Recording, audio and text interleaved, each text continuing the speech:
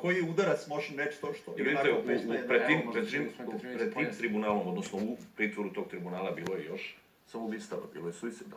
Dokmanovića, Babića i tako dalje. I sad ću vam reći jednu stvar.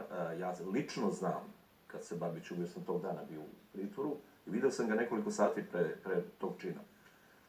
On je strahovito loše izgledao, bio je potpuno utučen, ubijen i tvrdim vam da je jedan od glavnih krivaca za Babićevo samoubistvo tužilaštvo, koje ga je besomučno pritiskalo da svedoči protiv Martića.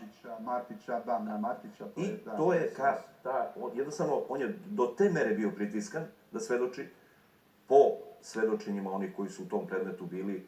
On je svedočio u jednom delu protiv Martića, ali kada sa tužilaštvom napravite jednom dogovor, to je pak se đavolo, više nema kraja.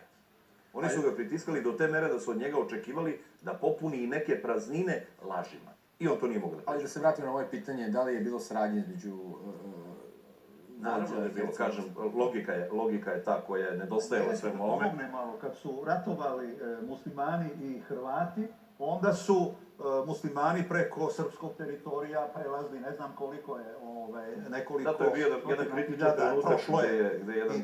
To je bio po sporazumu neko. I centralna Bosna je... Samo pokazuje da su svi sa svakim ratovali. I sa svim svakim sarađivali i ratovali. Oni muslimani tamo koji su bili oko Kladuše, oni su s nama iz Krajine zajedno isto tako bili, ratovali zajedno protiv onih u Bihaću i tako.